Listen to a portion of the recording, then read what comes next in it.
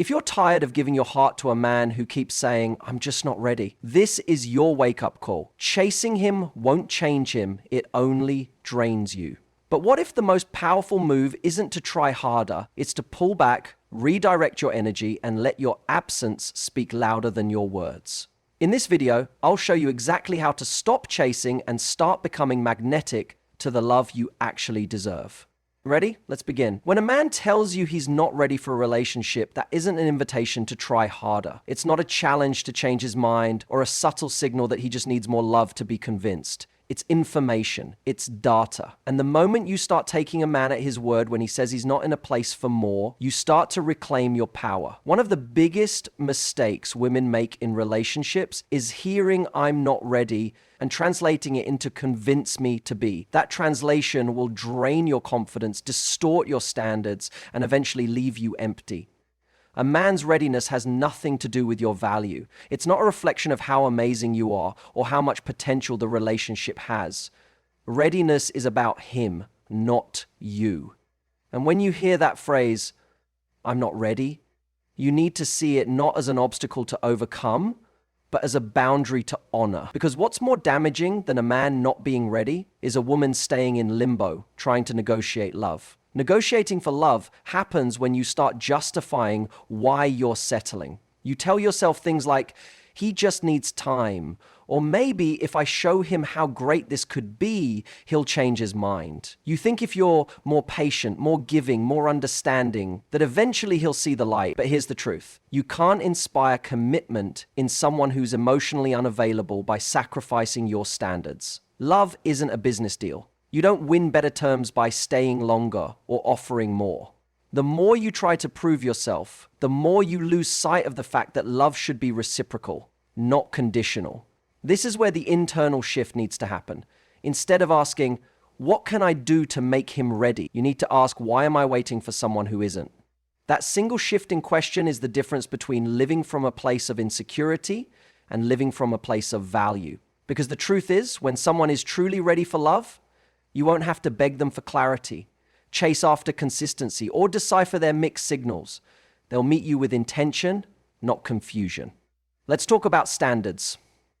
Real standards. Not the kind you write in your journal but never enforce, but the kind you actually live by. Your standards are not just about what you want. They're about what you're willing to walk away from when it doesn't align. If you say you want commitment but continue to stay in situations where someone isn't offering it, then you're not living your standard. You're compromising it. And every time you make that compromise, you chip away at your self-respect. Not because the man is doing something to you, but because you're allowing it. Respect isn't something you beg for. It's something you command by how you carry yourself. When a man sees that you're willing to walk away from a situation that doesn't serve you, he either steps up or he steps aside. Either way, you win. Because you're no longer placing your worth in the hands of someone who isn't even sure they want to hold it. You're owning it. And that kind of ownership is magnetic. Now, you might be thinking, but what if he's a good guy? What if there's real potential? And yes, he may very well be a great guy, but even great guys can hurt you if they're not emotionally available. A person can have amazing qualities and still not be ready to show up for you. And it's not your job to turn potential into commitment. That's the emotional labor that slowly burns you out. You begin to mistake potential for progress. And in the meantime, your needs go unmet, your energy gets depleted, and you find yourself stuck in a cycle where you're always giving more than you're receiving. When you stop chasing, you start observing. You give yourself space to see things clearly. You start asking the right questions. Is this relationship making me feel secure? Do I feel emotionally supported? Am I being seen, heard, and valued? If the answer is no, then it's not about waiting longer. It's about deciding sooner. You deserve to be with someone who doesn't just like you, but is ready to build something with you.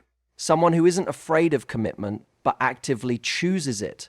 And let's be honest, chasing doesn't even work. The more you pursue someone who's not ready, the more they retreat. Not because you're not good enough, but because they were never in the mindset to receive what you're offering. You're pouring effort into a cup that has no bottom. That doesn't make you strong, it makes you tired. And relationships shouldn't be defined by exhaustion. They should be defined by growth, mutual effort, and emotional safety.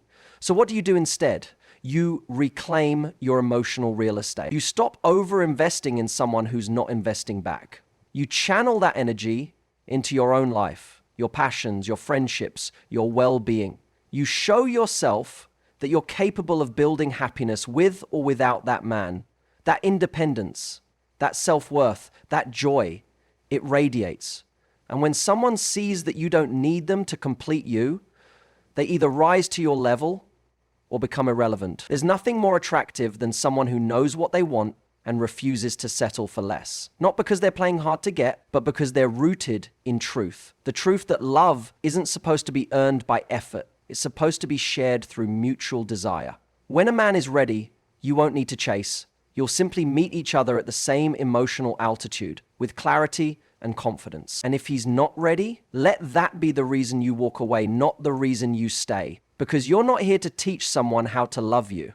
You're here to be loved by someone who already knows how. When you stop chasing a man who isn't emotionally available or ready for more, you shift the power dynamic, not in a manipulative way, but in a way that protects your energy and communicates your value. Chasing someone keeps them comfortable. It allows them to enjoy the benefits of your presence, your attention, your affection, all without having to step up and meet your emotional needs. It gives them all the rewards without asking them to take on the responsibilities of real connection. The moment you pull back, not out of anger, not to play games, but from a place of peace and clarity, is the moment they feel something that they haven't felt before: your absence. And your absence speaks volumes.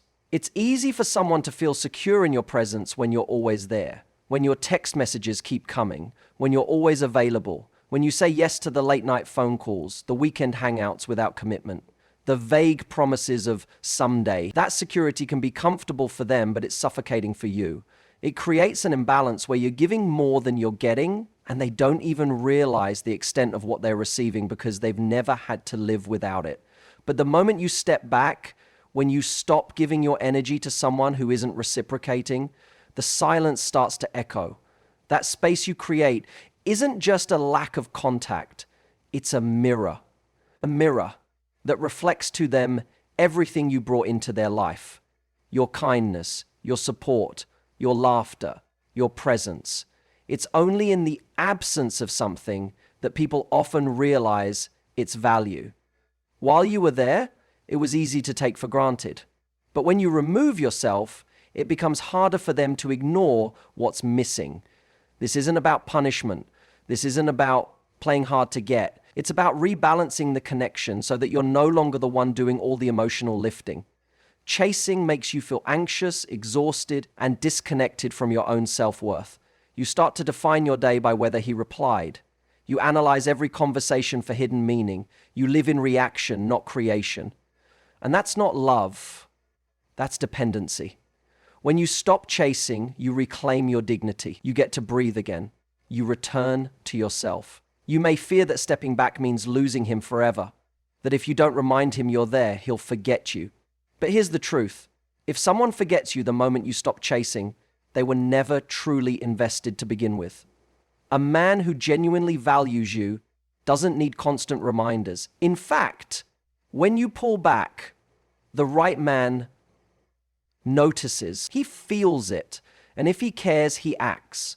Not because you forced his hand, but because your absence awakened a sense of urgency. It triggered a realization that you were offering something real, and now it's at risk of slipping away. Let's not confuse silence with weakness. Choosing not to chase doesn't mean you've given up. It means you've chosen peace over pressure. It means you've decided to stop proving your worth and start honoring it. That decision, quiet and powerful, signals something deeper than any declaration of love ever could.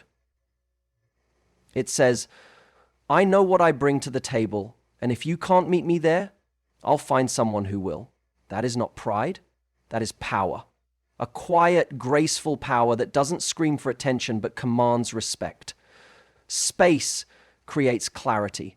It gives both people the opportunity to reflect without the noise of daily interaction. For him, it's a chance to assess what he truly wants without the constant comfort of your presence. For you, it's a chance to realign with what you actually need rather than what you're afraid of losing. And what often happens in that space is telling.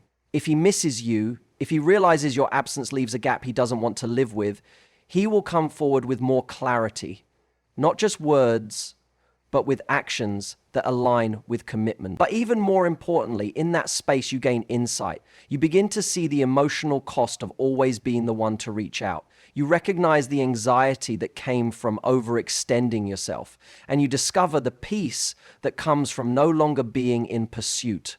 That peace is priceless.